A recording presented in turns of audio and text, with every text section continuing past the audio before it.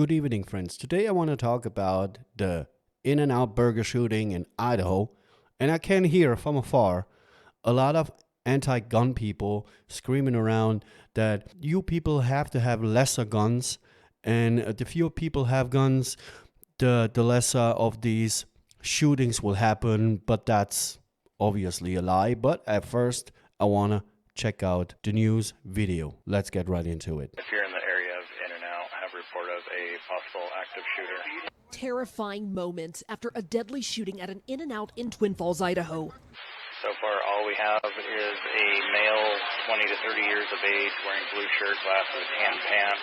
This man seen with a firearm as people in the area ran for cover. We're getting inundated with calls, reports of multiple people down. What's happening? What's happening? What happened? What's happening? Shoot, go, just go. It was a very chaotic scene. What I can tell you at this time is that we've had a shooting at the In-N-Out location that has resulted in fatalities. You never think it will happen here or where you live. Lane Cohen witnessed the shooting from the parking lot. It looked like he was shooting at random and a lot of shots. We're not talking 5 shots, it's a couple magazines.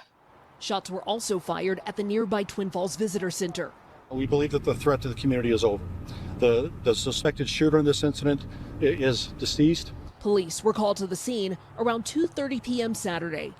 We have literally hundreds of people that were in some way, shape, or form in the area of this restaurant at the time that are being interviewed right now. In-N-Out opened just a week ago, the restaurant releasing this statement. We are heartbroken. Our prayers go out to our customers, our associates, and all of their families. We are working with the Twin Falls Police Department to assist in the ongoing investigation. First of all, nobody speaks about the man who distracted the active shooter and helped actively that other people could flee the scene. Nobody talks about him. You saw a very short picture of him, and I will give you right here a good one. So this guy deserves a Medal of Honor or something like that, or I don't know what. But he deserves more attention because this is the reason why the American people can be happy to have the Second Amendment and you have the right to bear arms, because in such situations you have a response time to the police when you call them till they're arriving. And when you're only standing there, like we here in Germany, we can't do practically nothing. If someone walks around with a knife and I have to call the police, it takes 7 to 9 minutes till they are on the scene. In 7 or 9 minutes, a lot of bad things can happen. And if I would have a gun, I could stop the threat. But now we're in Germany, we're not allowed to have any guns. You, in America, you have the right to bear arms. And I don't get that so many people always scream about gun control.